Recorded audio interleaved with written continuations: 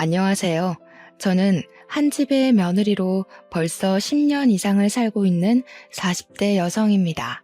왜 그런 말 있잖아요. 집에 사람이 잘 들어야 한다는 말. 그 이야기가 저희 시댁 이야기가 될 줄은 생각하지도 못했습니다. 새로 들어온 사람 하나로 저희 시댁은 그야말로 풍비박산이 나버렸거든요. 저는 시집와서 시부모님 댁에서 10년 이상을 시부모님 모시고 살다가 5년 전에야 분가를 하게 되었습니다. 저희가 시댁에 살게 된 건 다른 이유는 없었고 결혼을 조금 일찍 어린 나이에 하다가 보니까 집을 구하고 살림살이 채워넣을 돈이 충분하지가 않았어요.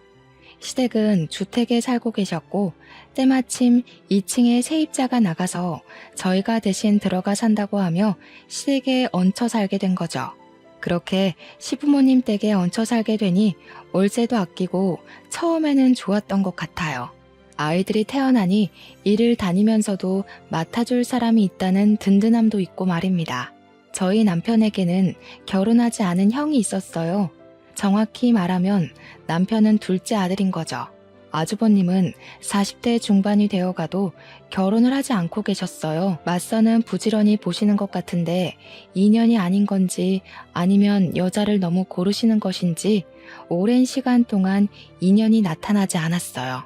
집에 한 번도 여자를 데려오지 않으시자 그게 답답하셨는지 시어머니께서는 너는 장가도 안 가냐고 구박을 하시곤 하셨죠. 그렇게 시어머니의 성화에도 넉살이 좋은 아주버님은 그냥 하하 웃어버리고 끝나버리는 거예요. 인물도 좋고 키도 훤칠하고 40이 넘어가도 자기 관리를 꾸준히 해서 배도 안 나오고 직업도 회계사라서 분명 마음만 있으면 금방 여자를 만나 결혼을 하실 법한데 왜 안 하시는 건지 의문이 생겼죠. 그러다가 드디어 아주버님께서 여자분을 집으로 데려오셨어요. 한눈으로 봐도 참 미인이었어요. 그분도 40대 중반이셨는데 어쩜 하나도 늙지 않나 하고 생각할 정도였죠. 피부도 관리를 잘했는지 하얗고 뽀얀 피부가 20대 부럽지 않고 어쩜 몸매도 여리여리한 게 정말 여자가 한눈으로 봐도 반하게 생겼더라고요.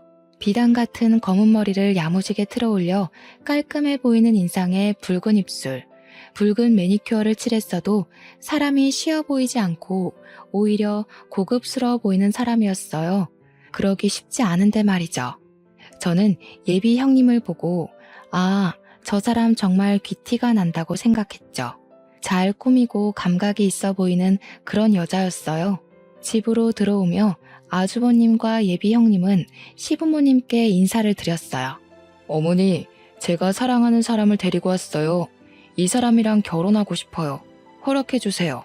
시어머니는 두 눈을 치켜 뜨시면서 그 여자분을 위아래로 훑어보시더니 길게 한숨을 내쉬었어요. 보니까 나이가 있어 보이는데 이제까지 혼자 지냈을 리는 없어 보이고 우리 혁수랑 재혼인 거야?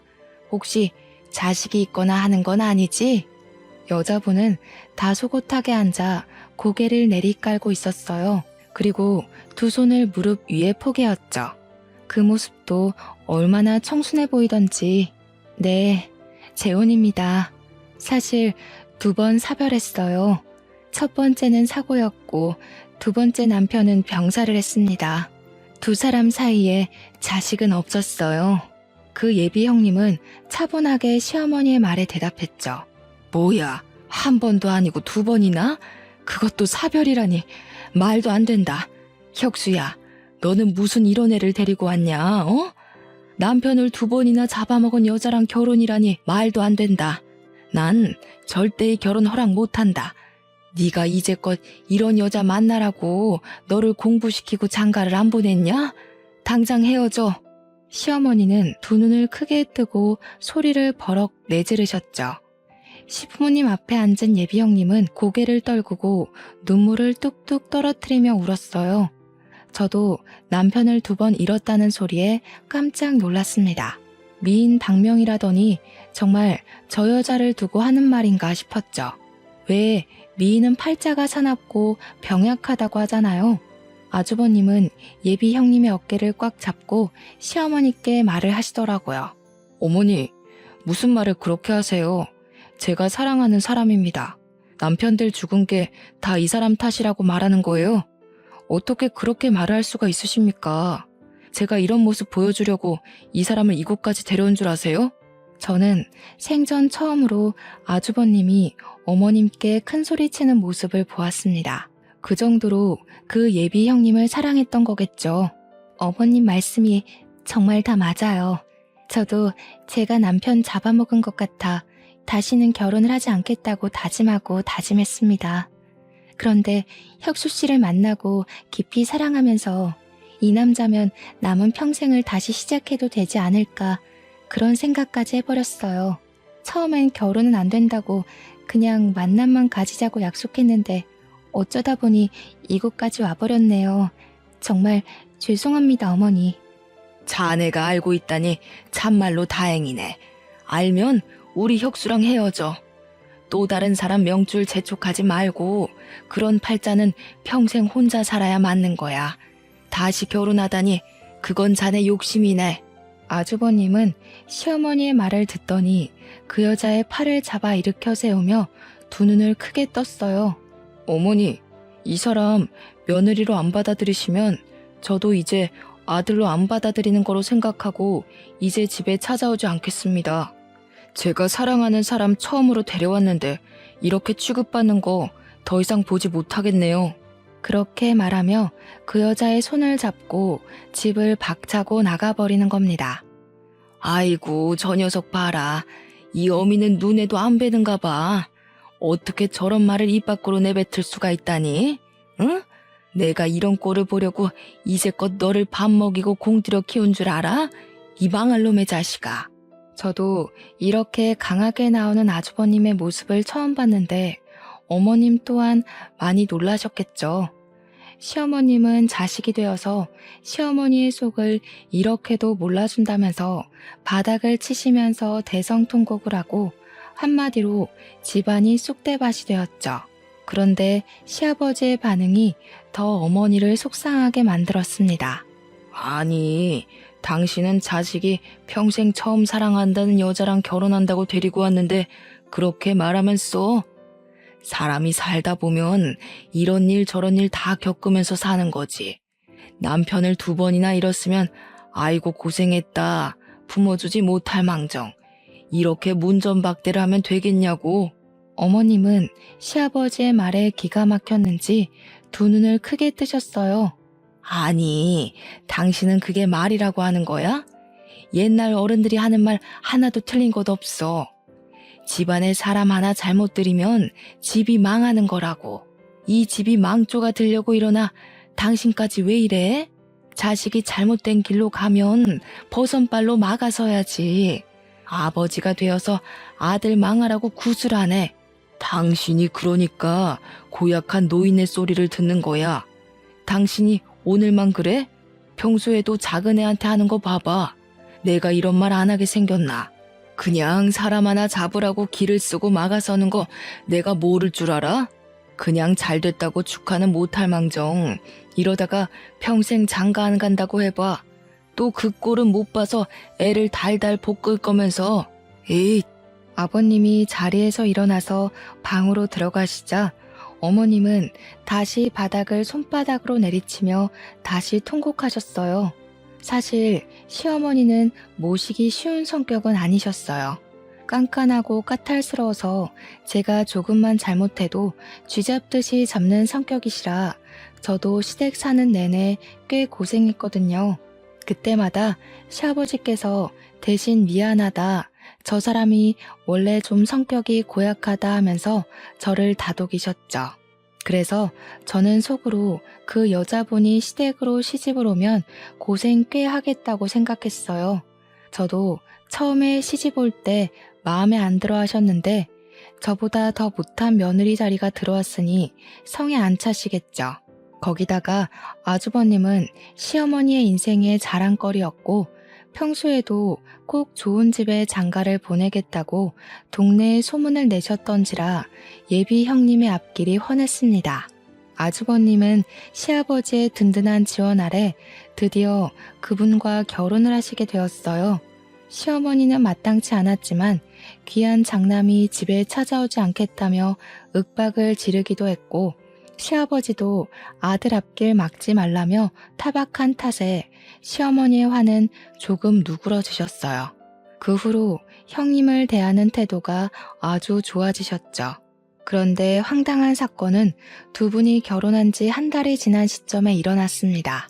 갑자기 집으로 찾아온 두 분은 저희 보고 2층에서 나가라고 하는 겁니다. 두 분이 들어와서 살고 싶다나요? 이제 자기들이 시부모님을 모시겠다고요. 어머님, 아버님, 이제 저희가 모실게요. 동선애가 오랫동안 모시고 살았잖아요. 큰아들이 부모님을 모시고 사는 것도 맞고 나중에 제사랑 그런 것도 다 제가 물려받아야 하는데 동서보다는 저희가 이 집 2층에 사는 게 좋을 것 같아요. 저는 아무 의견도 없이 그런 말을 들은 터라서 너무 어이가 없었습니다. 그래서 나갈 수 없다고 버텼죠. 아니 형님, 그게 무슨 말이세요? 먼저 언질이라도 주시지 이렇게 갑자기 그런 말을 꺼내시면 저희가 어떻게 받아들여야 하나요? 갑자기 집을 구할 수도 없고요. 저희는 못 나갑니다. 다행히 어머님도 저희 편을 들어주셨습니다. 그때는 얼마나 감사하던지 저의 10년의 세월이 헛수고는 아니었다고 생각했죠. 작은 아들보다 항상 큰 아들을 먼저 챙기셨으니까요. 그게 무슨 말이냐? 작은 애들을 나가라고 하다니 이제껏 잘만 살았다. 제사야 아직 내가 살아있는데 제사 때마다 와서 도우면 되지. 그게 뭐가 문제라고 잘 사는 애들을 나가라 말라 하는 거냐? 어머님, 원래 부모님은 큰아들이 모시는 거잖아요. 동서도 오랫동안 고생했고 이제 저희가 모시면서 호강시켜드리고 싶어요. 제가 어머님 곁에서 살고 싶어서 그이한테 졸랐어요. 제가 잘 모실게요. 동서, 그동안 부모님 밑에 있었으니 돈 좀 모아놓지 않았어?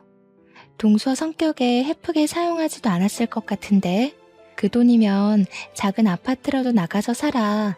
언제까지 시댁에 염치 없이 붙어 살 거야? 저는 딱 할 말을 잃어버리고 말았어요.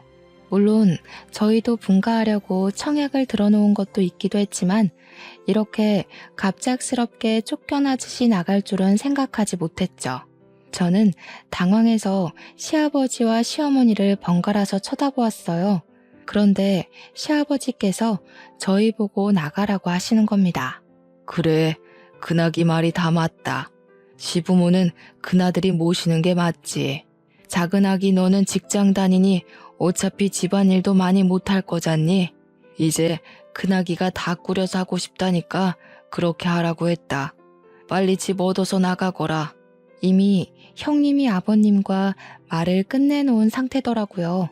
더 이상 어떻게 설득할 방법을 찾지 못했습니다. 집주인이신 아버님이 나가라는데 무슨 말을 더 하겠습니까?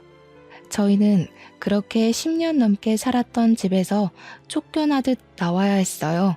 워낙 급하게 나오느라 좋은 집을 구하지도 전셋집을 구하지도 못해서 월세를 주고 작은 아파트로 들어가게 되었습니다. 저야 뭐 퇴근하면 큰 살림 맡아서 하던 걸 이제 작게 줄여서 하니까 좋았지만 애들 아빠는 왠지 부모님에게 버림받은 느낌이었는지 울적해 보이더군요. 그렇게 10년 넘게 살다가 하루아침에 나가라는 말을 들었으니 오죽했겠어요. 그래도 세월이 약이라는 말처럼 지내다 보니까 작은 아파트도 우리 네 식구끼리 지내는 것도 금방 익숙해져서 오손도손 잘 지내게 되었습니다. 그렇게 시댁에서 나온 지 반년쯤 되었을까요? 어머님에게 전화가 온 겁니다. 전화를 받았더니 어머니의 목소리가 반쯤 죽어가는 겁니다. 작은 애냐? 나다. 지금 나한테 올 수 있냐? 지금 밖인데 머리가 어지럽고 구토가 나오는데 도저히 걸을 수가 없어서 길에 앉아있다. 나 좀 데리러 와라. 저는 한창 근무 중이었기에 어머니의 전화를 받고 당황했습니다. 집에는 일을 안 하고 계시는 형님도 있는데 저한테 전화를 하신 거죠. 분명 무슨 일이 있다는 생각이 들었습니다. 어머니, 무슨 일 있으신 거예요? 형님은요? 형님 집에 안 계세요? 지금 어디 계신 거예요? 제가 일단 갈게요. 잠시만 기다리세요. 저는 일단 시어머니에게 가기로 했습니다. 어머니는 집에서 멀지 않은 공원에 바닥에 주저앉아 계시더라고요. 몇 발자국만 가면 벤치가 있는데도 말이죠. 저는 어머니에게 달려가니 어머니께서 저의 손을 와락 잡으시는 겁니다. 얘야, 작은 애야, 나 너희 집에서 살면 안 되냐? 나 무서워서 큰애랑 못 살겠다. 그 애는 미쳤어. 제정신이 아니야. 어머니, 무슨 일이길래 그러세요? 갑자기 우리 집으로 오신다니. 형님이 제정신이 아니라니 무슨 말씀이세요? 어머니의 입에서 들려오는 말은 너무 충격적이었습니다. 그 애가 하는 음식이 너무 맛이 이상한 거야. 도저히 역해서 못 먹겠다고 하면 너희 시아버지하고 아주버님이 음식에 아무 이상도 없는데 괜히 아무 죄도 없는 애를 타박한다고 난리를 치는 게 아니겠니? 그래서 내가 몰래 그 애가 음식하는 걸 쳐다봤더니 내가 먹는 국에 이상한 약품을 타는 게 아니겠냐. 내가 놀라서 너 뭐 하는 거야? 했더니 딱 음식을 엎질러 버리고 갑자기 울음을 터뜨리는 거야. 자기가 아무리 미워도 어떻게 그런 거짓말을 하냐고 말하는데 아유, 집에 불려오를 들였어. 보통이 아니야. 저는 어머니의 말을 듣고 아무 말도 못하고 그 자리에 굳어버렸죠. 사람 먹는 국에 수상한 약을 넣는다니 평생 들어본 적도 없는 이야기였어요. 어머니는 다시 속이 메슥거린다며 가슴을 문지르시며 바닥에 다시 빈속을 개어내셨습니다. 어머니, 괜찮으세요? 언제부터 이러신 거예요? 병원은 가보셨어요? 일단 자리에서 일어나세요. 바닥이 차요.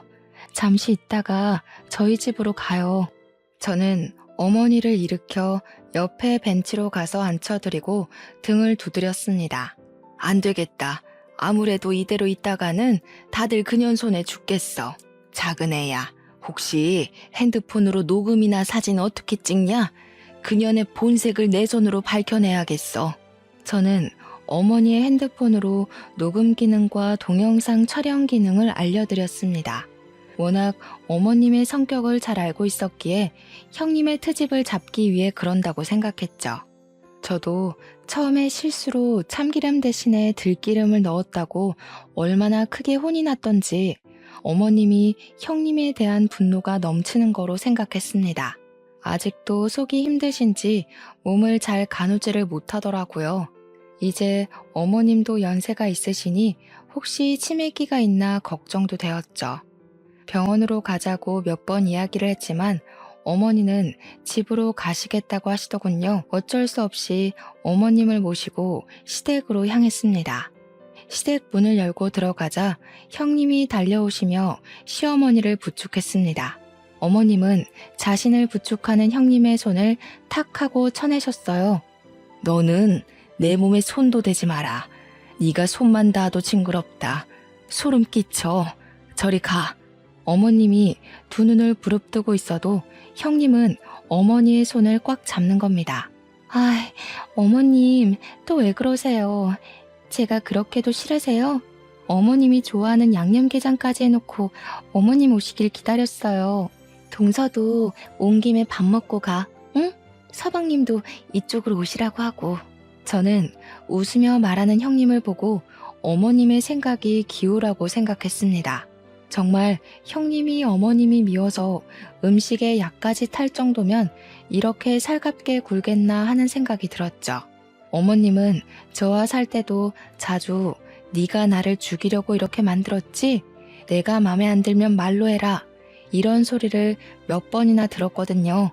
그리고 막상 형님의 음식을 먹어보니 이상한 것도 없고 오히려 음식 솜씨가 좋아서 놀랐습니다.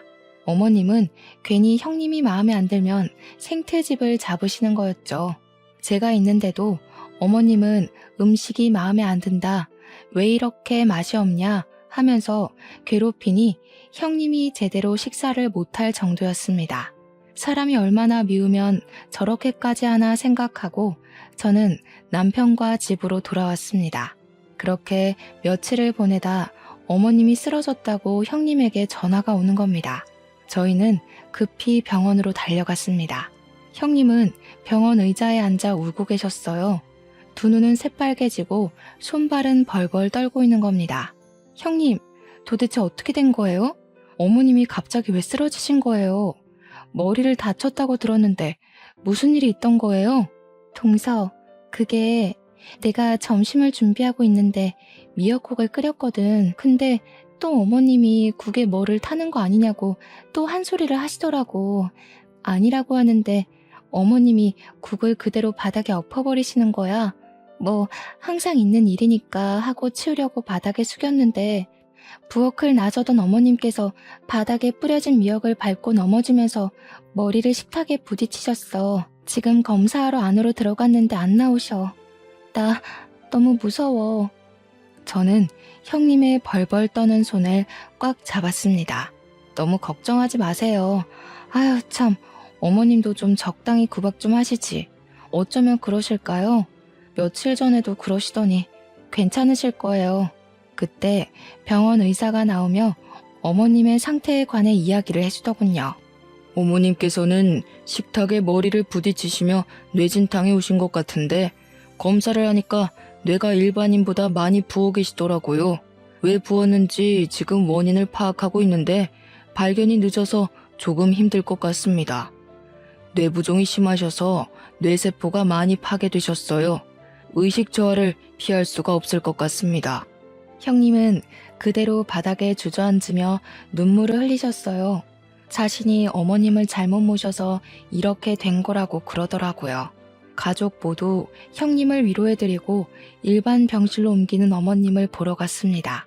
어머님은 정말 누워 눈과 손가락만 살짝 까딱하시고 말은 거의 하지 못하게 되셨어요. 중증 장애를 가지게 돼버리셨죠. 그런 어머님을 형님은 정말 알뜰살뜰 잘도 보살폈어요.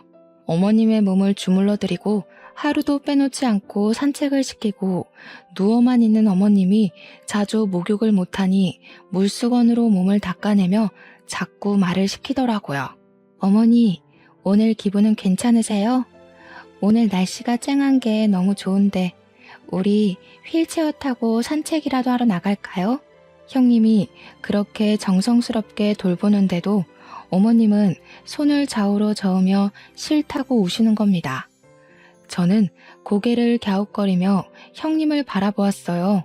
아유, 아직도 저렇게 싫으실까? 이렇게 정성스럽게 돌보시는데 좀 참아주시지. 왜? 이래야 우리 어머님답지. 그래도 이렇게 말도 걸고 활동을 자주 해야 병이 호전된다고 하더라고. 전보다 많이 좋아진 것 같지 않아? 어머님, 우리 옷 입고 얼른 나가요. 하루 종일 안에만 있으면 답답하잖아요. 그렇게 어머님께 정성인 형님은 병원에서도 참 효부로 소문이 자자했습니다. 저도 일하는 신세라서 거의 어머님은 형님께 맡기고 신경 쓸 겨를이 없었어요. 형님이 알아서 잘 챙기기도 했고 저까지 나설 필요도 없다고 이기적인 생각을 하기도 했죠. 그렇게 어머님이 병원에 입원을 하고 계시던 어느 날 아버님이 갑자기 교통사고로 돌아가시고 말았습니다. 아버님은 차를 운전해서 병원에서 시댁으로 돌아가는 길에 전봇대를 들이받고 그 자리에서 돌아가셨습니다. 하루아침에 건강하던 시부모님이 두 분이 다 안 좋은 일을 당해서 마음이 좀 그렇더라고요. 한 분은 뇌출혈로 쓰러지시고 한 분은 교통사고로 돌아가시다니 비슷한 시기에 돌아가셔서 집안 분위기는 더 어두워져만 갔죠. 그리고 시부의 교통사고를 저희 남편과 아주버님은 받아들이기 힘들어 하셨습니다. 그것은 저도 마찬가지였어요. 사실 아버님은 평소에 될 수 있으면 운전을 하지 않으셨어요. 젊었을 때 다리를 다치셔서 큰 수술을 하신 다음에는 나이를 먹어서 그런가 종종 다리가 저려 하셨거든요. 그리고 몇 년 전에 운전 중에 심하게 쥐가 난 것처럼 저리셔서 큰 사고가 날 뻔한 뒤는 다시는 운전대를 잡지 않으셨죠. 아버님이 도대체 무슨 급한 일이 있으셔서 운전을 하신 것인지 이해가 되지 않았습니다. 그런데 장례식을 치르는 내내 형님은 바닥을 치며 우는 게 아니겠어요. 10년을 산 저도 저렇게 슬퍼하지 않는데 시집와서 같이 산 지 1년도 안 된 형님이 자지러지게 우는 게 너무 수상해 보였습니다. 그만큼 정이 많이 들었다고 해도 자신의 가슴을 쥐어뜯으며 서럽게 우는데 그 순간 저는 형님이 국에 수상한 짓을 했다는 어머님의 말을 머리에 떠올렸어요. 도저히 의심을 거둘 수가 없어 형님에게 다가가서 떠보기로 했습니다. 형님, 아버님이 왜 운전을 하셨을까요? 병원에서 집으로 돌아가는 길에 사고가 났다고 하는데 혹시 아시는 게 있으신가요? 형님은 손으로 눈물을 훔치며 저를 쳐다보았습니다. 그게 내가 중요한 약이 있다고 아버님께 부탁했거든. 내가 심장이 약해서 꼭 며칠에 한 번은 먹어야 하는데 병원에서 약이 다 떨어진 거야. 그래서 그 약 좀 가져다 달라고 부탁드렸어. 약이야 병원에 얼마든지 있으니 직접 지어 먹으면 되죠. 아버님께 운전을 시킬 만큼 그렇게 급한 약이에요? 순간 형님은 저를 보더니 얼굴을 구겼습니다. 그걸 왜 나한테 물어보는 거야? 솔직히 나도 아버님이 직접 운전하실 줄 알았겠어? 그런데 그걸 나한테 물어보는 이유가 뭐야? 아버님 다리가 자주 저러시는 거 형님도 아시는 거 아니에요? 혹시 약 핑계로 아버님께 급하다고 운전을 시킨 게 아닌가 해서 물어보는 거예요. 형님의 얼굴이 순간 뒤틀리더라고요. 그때 경찰분이 장례식장으로 들어오셨습니다. 안녕하십니까? 김종철 씨 가족분들 되시죠? 김종철 씨 사고가 운전 미숙으로 단순 교통사고로 처리되어서 사건 종결하려고 합니다. 유가족분들께 알려드리려고 찾아뵈었습니다. 여기 사인해 주십시오. 저는 경찰에게 급히 안 된다고 소리쳤어요. 안 됩니다. 아버님이 단순 교통사고일 리가 없어요. 아버님은 평소에 운전하지 않으셨어요. 그런데 운전을 하신 게 더 이상해요. 분명 다리가 불편하셨으면 갓길이라도 세웠을 겁니다. 아버님이 얼마나 침착하신 분인데요. 차라리 부검을 해주세요. 이대로 장례를 치르고 화장을 할 수 없습니다. 아니 동서, 무슨 말이 하고 싶어서 그러는 거야. 부검이라니. 아버님이 그럼 살해라도 당했다는 거야? 어쩜 그런 무서운 이야기를 하는 거야. 부검이 어떤 건 줄 알고 그러는 거야? 아버님을 2번 죽이는 거라고. 저는 언성을 높이는 형님을 노려보았어요. 그렇게 서럽게 울어놓고 아버님의 부검을 거부하는 것도 의심스러웠습니다. 형님은 안 궁금하세요? 아버님이 왜 돌아가셨는지? 제가 아버님을 10년 넘게 모셨는데 그렇게 실수를 하실 분이 아니라서 그래요. 아버님이 얼마나 평소에도 진중하신 분인데요. 다리 조금 저리시다고 사고를 내실 분이 아니라서 그러는 겁니다. 다리가 한 번 저리면 그날 하루는 하루 종일 저리세요. 절대 운전을 하셨을 리가 없어요. 순간 형님의 얼굴은 순간 시뻘개지더군요. 경찰은 일단 알았다는 듯이 손을 앞으로 내밀고 말했습니다. 일단 알겠습니다. 싸우지들 마시고요. 유가족분들이 의심된다고 하면 당연히 부검해 드립니다. 진정들 하시고 사건 종결은 미루겠습니다. 아니, 재수 씨는 왜 일을 이렇게 복잡하게 만드는 겁니까? 그리고 우리 집사람을 그렇게 몰아세우지 마세요. 지금 이게 다 우리 집사람 탓이라는 말로밖에 안 들립니다. 아주버님 말에 저희 남편도 얼굴이 시뻘개져서 한마디 하더군요. 형은 안 이상해? 형수님 들어오고 나서부터 어머니 아버지가 보란듯이 사고가 났어. 이걸 이상하다고 생각 안 하는 거야? 어머니가 이 사람한테 형수가 음식 약을 탔다고 했어. 그리고 평소에 아버지가 운전 안 하는 거 형도 잘 알잖아. 아주버님은 2눈이 시뻘개져서 남편을 향해 손을 들어 올렸습니다. 그 순간 형님이 아주버님의 손을 와락 잡더군요. 안 돼요. 저 때문에 형제끼리 싸우는 것은 못 보겠어요. 저라도 이상하게 생각하겠어요. 제가 온 다음 이런 일이 생긴 거잖아요. 항상 이렇게 열심히 해도 이런 오해를 받아요. 그런데도 이런 상황은 정말 익숙해지지가 않네요. 차라리 저 때문에 싸우실 거면 우리 이혼해요. 형님은 아주버님을 껴안고 다시 울기 시작했습니다.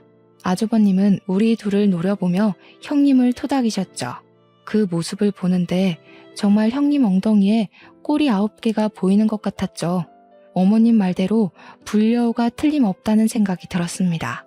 그렇게 정신없이 장례식은 끝이 났지만 아버님의 시신은 저의 바람대로 국과수로 가게 되었어요. 부검하려면 시간이 조금 걸린다고 하더군요. 저희는 아버님을 부검하러 국과수에 보냈지만 사실 아무것도 안 나오길 빌었어요. 특히 친정아버지를 일찍 잃었던 저에게 아버님은 아버지 같은 존재셨어요. 시어머니의 깐깐한 시집살이에도 시댁에서 오랫동안 버틸 수 있었던 건 전부 아버님의 보살핌이 있었기 때문이니까요. 국과수의 연락을 기다리는데 형님이 저에게 전화하셨습니다. 회사 앞이니 얼굴 보며 이야기 좀 하자고요. 형님은 회사 앞 벤치에 앉아 저를 기다리고 계시더라고요. 저를 보고 어색한 미소를 짓는데 저는 속이 참 복잡해지더라고요. 동서, 내가 여기까지 찾아와서 불편해? 나도 한참 고민하다가 찾아왔어. 사실 가만히 있으려니 속이 너무 답답해서 나도 모르게 찾아와 버렸네. 내 팔자가 너무 사나워서 이렇게 주변 사람들을 불편하게 만들어. 그래서 이제는 혼자 익숙해지려고 해도 그게 또 안 돼. 동서도 내가 참 밉지? 그 말을 듣는데 괜히 제가 또 미안해지더군요. 형님은 굵은 눈물을 흘리며 손수건으로 눈물을 닦아내는데 사람 마음이 편할 리가 있나요?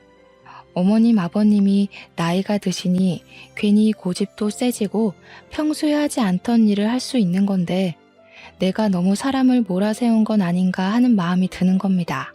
저에게도 의심스러운 정황만 있지 확증은 없으니까요. 아니에요. 전 형님을 싫어하지 않아요. 그냥 확실히 알고 싶었어요. 명확하게 알고 아버님을 보내드리고 싶었어요. 저도 아버님 몸에서 아무것도 발견되지 않았으면 좋겠어요. 그런 무서운 일을 형님이 했다고 생각하고 싶지도 않고요. 형님은 손수건으로 눈물을 닦아내더니 가방에서 에너지 드링크를 꺼내 뚜껑을 열어 저에게 주었어요. 그렇게 말해주니 너무 고마워. 복잡했던 마음이 안심된다. 자, 동서, 이거 받아. 내가 커피를 사올까 이걸 사올까 고민하다가 커피는 회사에서 마셨을 것 같아서 이걸 사왔어. 한 상자 사왔으니까 동서 한 개 먹고 나머지는 회사 사람들이랑 나누어 먹어. 목이 말랐던 저는 형님이 건넨 에너지 드링크를 그 자리에서 마셨고 형님은 이만 가겠다며 돌아가셨어요. 그런데 그날 집으로 돌아와서는 이상하게 몸이 축 늘어지고 하루 종일 구토와 설사를 반복하는 겁니다. 밤새 그렇게 시름시름 앓다가 저는 결국 새벽에 응급실로 링거를 맞으러 가야 했습니다. 간호사가 링거를 갈아주며 저를 보며 깊은 한숨을 내쉬더라고요. 도대체 뭘 드셨어요? 이렇게 급성 탈수는 정말 처음 봤어요. 급성 장염이나 위염이 와도 이렇게 짧은 시간 탈수까지 오지는 않는데 혹시 마지막에 뭐 드신 거 생각난 거 없으세요? 제가 마지막으로 먹은 건 형님이 건네준 에너지 드링크 뿐이었죠. 온몸의 세포들이 일제히 일어나며 닭살이 돋아올랐습니다. 회사 사람들에게 전화를 해보니 다행히 저처럼 이상이 있는 사람은 없었습니다. 하긴 제가 먹은 에너지 드링크는 처음부터 형님의 가방에서 나왔고 형님이 직접 뚜껑을 열어주었으니까요. 그 순간 제 머릿속에 어머님의 형님이 음식에 수상한 짓을 했다는 말이 생각났습니다. 그리고 어머님께 알려드렸던 녹음기와 동영상 촬영이 생각이 났죠. 형님의 정체를 밝히려면 분명 그것이 필요하다고 생각이 번뜩 났어요. 손에 꽂힌 링거를 빼고 어머님이 입원해 있는 병실로 향했죠. 다행히 병실에는 형님의 얼굴이 안 보였어요. 어머님은 저를 보시고 입을 살짝 벌리고 두 눈을 옆으로 굴리시더라고요. 저는 어머님을 보며 혹시 핸드폰으로 동영상을 촬영했냐고 물어보니 어머님의 눈이 하늘 위로 갔다가 바닥으로 내려갔어요. 아직 이 정도 인지는 있으시구나 하고 다시 질문했습니다. 핸드폰 어디 있어요? 하고 물으니 어머님 손이 옷장으로 향했습니다. 저는 형님이 오기 전에 어머님 옷장을 뒤졌어요. 어머님의 코트 주머니에서 액정이 깨진 어머님의 전화가 발견되었죠. 저는 서둘러 그것을 가지고 집으로 돌아왔습니다. 어머님 핸드폰은 액정이 깨지고 방전되어 꺼져 있었어요. 그런데 전원을 켜도 켜지지 않는 겁니다. 무엇을 해도 켜지지 않는 핸드폰을 가지고 끙끙 앓고 있을 때 남편이 다가오더군요. 뭘 하는 거냐고 묻길래 어머님과 있었던 일을 설명하니 내일 핸드폰 복원업체에 가보자는 겁니다. 핸드폰 안의 내용은 복원이 가능할 거라고 하더군요. 다음날 남편과 같이 복원 전문 업체를 방문하게 되었어요. 사장님은 핸드폰과 컴퓨터와 연결을 하더니 폰 안에 저장된 데이터를 전부 컴퓨터로 옮기시더군요. 저는 동영상이나 녹음 파일을 봐달라고 부탁을 드렸어요. 그리고 우리는 엄청난 동영상을 보게 되었습니다. 어머님은 핸드폰을 동영상 촬영하시면서 조심히 형님이 요리하시는 것을 찍고 계시더군요. 형님은 콧노래를 부르며 어머님 국에 락스를 넣으시는 겁니다. 어머님의 손이 파르르 떨리며 핸드폰을 놓치셨는지 바닥으로 떨어지고 화면에는 어머님의 얼굴만 보였습니다. 그런데 순간 형님이 어머님에게 다가오며 킥킥거리는 기묘한 웃음소리를 냈어요. 동영상을 보는 저까지 온몸에 소름이 돋아올랐죠. 아니, 어머니, 여기서 뭐 하세요? 제가 얌전히 앉아서 기다리라고 했잖아요. 아직 음식 준비 중인데 또 이렇게 몰래 보면 내가 속상하잖아. 너 내 국에 또 못 탔어. 또 나한테 강제로 먹이려는 거지? 그거 뭐야? 뭐냐고? 보면 몰라요? 보시면 아시잖아요. 제발 그만 좀 하세요. 저한테 이러면 제가 정말 못 참아요. 어차피 어머님 말씀 아무도 안 믿어주는 거 아시면서. 형님은 손에 들고 있던 프라이팬으로 어머님의 뒤통수를 내리쳤습니다. 어머님은 비틀거리며 쓰러지셨고 형님은 미역국을 일부러 바닥에 부으며 급하게 전화기를 꺼냈습니다. 그리고 어디론가 통화하는 소리가 들렸어요. 거기 119죠? 어머님이 미끄러지시며 식탁에 머리를 찌이셨는데 일어나지 못하세요. 어서 오세요. 우리 어머님이 못 일어나고 계세요. 그렇게 말하며 핸드폰을 밟고 지나갔습니다. 형님은 어머님께서 동영상을 촬영하고 있는 줄 몰랐나 봅니다. 나중에 들은 말로는 어머님이 119로 실려갈 때 핸드폰을 꽉 쥐고 있었다고 하시더군요. 그때까지 희미하게 의식이 있으셨던 것 같아요. 유일한 증거라고 생각하신 거겠죠. 저는 남편과 그것을 경찰에 바로 제출했습니다. 경찰에서는 마침 잘 됐다고 저희에게 부검지를 보여주더군요. 아버님 피에서 에너지 드링크와 니코틴 성분이 나왔다고요. 담배도 안 피우는데 무슨 소리냐고 하니까 니코틴 원액은 몇 방울만 먹어도 인체에 치명적이라고 하더군요. 운전 중 엄청난 두통과 구토를 유발하시면서 운전대를 전봇대로 향했을 가능함을 제기하셨어요. 블랙박스에도 아버님의 거친 숨소리가 잡혀 있었으니 초동 수사에서는 운전 미숙으로 긴장해서 그런 숨소리를 냈다고 생각했다고 합니다. 결국 형님은 어머님과 아버님의 살인미수와 살인죄로 잡혀오게 되었어요. 형님의 방에 있던 화장대 서랍에서 아버님에게 먹인 니코틴 원액병이 발견되었습니다. 그리고 추가로 발견된 사실은 시부모님 앞으로 고액 사망보험을 들어놓고 수익자를 형님 앞으로 돌려놨다는 겁니다. 아주버님은 경찰서로 와서 그럴 리가 없다고 소리를 질렀습니다. 말도 안 됩니다. 저희 아내가 얼마나 우리 부모님을 정성스레 모신 줄 아십니까? 이거 모험입니다. 이거 분명 누가 누명을 씌운 겁니다. 재수씨가 그런 거죠? 갑자기 집에서 내쫓아서 앙심을 품고 그런 거죠? 아주버님은 저에게 두 눈이 시뻘개져서 달려들자 저희 남편이 형의 앞을 가로막았습니다. 지금 말 다 했어? 지금 누구한테 뒤집어 씌우는 거야? 아무리 여자한테 미쳤어도 적당히 돌았어야지. 형수가 어떤 여자인지 우리 와이프가 밝혀줬으면 고맙다고 엎드려 절을 하라고. 뭐라고? 이 새끼가 진짜 뚫린 입이라고 뱉으면 다인 줄 알아? 너도 짜고 쳤냐, 어? 불쌍한 여자한테 도대체 왜 그러는 거야? 둘이 서로 멱살을 잡자 경찰이 다가와 둘을 떨어뜨려 놓았습니다. 지금 다 큰 성인들이 뭐 하는 짓입니까? 정성희 씨 남편분이죠? 정성희 씨가 남편분 앞으로도 3억이 넘는 생명보험을 들어놨어요. 저 여자 아마 다음 표적이 남편분이셨을 겁니다. 재수 씨한테 큰절이라도 하셔야 합니다. 아주버님은 놀라서 그제야 두 눈을 크게 뜨고 경찰서 의자에 수갑을 차고 있는 형님을 바라보았습니다. 비틀거리며 형님에게 다가가서 고개를 푹 숙이고 있는 형님의 손을 잡더군요. 성희야, 아니라고 말해. 경찰 말이 사실이 아니라고 말하라고. 네가 진짜 우리 부모님 그렇게 만든 거야? 나한테도 그러려고 했어? 아니지.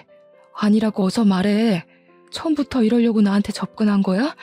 빨리 말해. 경찰은 다시 아주버님을 떨어뜨렸어요. 형님은 아무 말 없이 고개를 숙이고 있더군요. 정말 아무 표정 없이 말입니다. 지금 일은 대수롭지 않다는 태도에 소름이 돋아 올라왔습니다. 경찰은 저희에게 다가와서 길게 한숨을 내쉬었습니다. 저 여자 과거 행적을 조사했더니 남편 한 명 아버님과 같은 교통사고, 그리고 다른 한 명은 어머님과 같은 뇌부종으로 사망했네요. 둘 다 거액의 생명보험금을 받은 정황이 있습니다. 수법이 같은 거로 보니 둘 다 저 여자에게 같은 방법으로 살해당한 것 같습니다. 저의 몸에 온몸에 닭살이 돋아오르고 머리가 쭈뼛 섰어요. 정말 처음부터 우리에게 돈을 노리고 들어온 거라는 생각이 들자 말이 안 나오더군요. 텔레비전에서만 보던 그 소시오패스가 바로 우리 형님이었던 겁니다. 자신은 연약한 사람인 척 접근해서 남을 이용하는 그런 사람 말입니다. 저는 살짝 고개를 들고 있는 형님과 눈이 마주쳤습니다. 형님은 그 순간에도 무표정으로 저를 바라보고 있더군요. 자신의 죄를 하나도 인정하지 않는 그 태도에 저는 온몸을 움찔거렸습니다. 형님은 정말 구치소를 가는 그 순간까지도 아주버님이나 우리에게 사과 한마디 하지 않고 자리를 떠났습니다. 그 일이 있고 난 뒤 아주버님은 저에게 형님 대신 사과를 하셨습니다. 재수씨, 제가 정말 죄송합니다. 그 사람의 죄를 재수씨가 했다고 그랬던 거요. 제가 정말 정신이 나갔었나 봐요. 그 사람만 보면 사람이 그렇게 가여워 보일 수가 없었어요. 이 세상에 저만이 그 사람을 지킬 수 있는 사람이라고 생각했습니다. 제가 대신 사과할게요. 저는 아주버님의 손을 꽉 잡아드렸습니다. 왜 그 사과를 아주버님이 하세요? 죄인은 따로 있는데. 아직 우리는 사과조차 못 받았잖아요. 그리고 아주버님도 피해자잖아요. 처음부터 알고 만난 것도 아니잖아요. 그러니까 사과하지 않으셔도 돼요. 저는 이제 정말 사람을 만나는 게 무섭고 두렵네요. 인생 처음으로 목숨을 걸고 사랑할 수 있는 사람이 생겼다고 생각했습니다. 그런데 그 사람이 제 가족을 죽이고 저를 죽이려고 했다니 이제 사람을 믿을 수가 없어요. 저는 해외로 나갈까 생각합니다. 한국에 남아서 어머니를 볼 염치가 너무 없습니다. 마지막까지 이런 부탁드려서 죄송합니다.